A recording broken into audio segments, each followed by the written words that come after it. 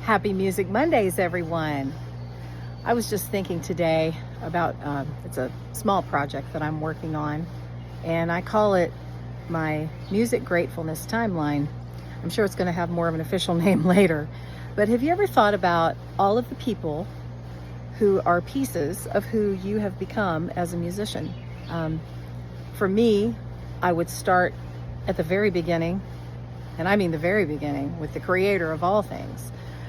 But if I told you my music timeline of gratefulness and gratitude, of all the people that have not only influenced me as a musician, but even the people that have just supported me, played behind me, played with me, worshiped with me, taught me all kinds of things, it would take an hour or two to hit everything. Or things like the groups that inspired you to write the way you do, or maybe something one of them said, or a song that they wrote, or you were going through a really tough time and this was the song that got you through.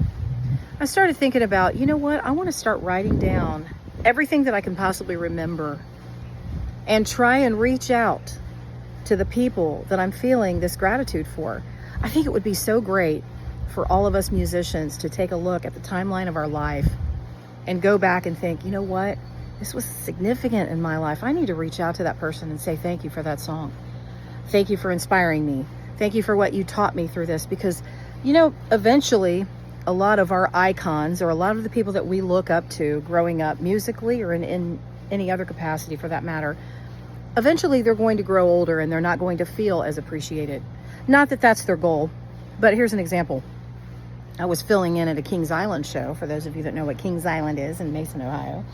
Great amusement park, very iconic in the tri-state. And I was filling in for a guy because I didn't have time to be a part of those shows all the time. My schedule wouldn't allow it. And he asked me to fill in for him on keys and vocals. So I'm up there and I looked across the stage and I thought, who is that? And I recognized the person, but I could not place them for the life of me. Well, the bass player that was there, he goes, oh, that's James Holohan Jr. And I went, what? And of course, James is older now. Fantastic guitar player. Very instrumental, pardon the pun, in Russ Taff's music. Russ really is responsible for, getting him plugged into the music industry. And we won't go into all that now, but James is just a phenomenal musician.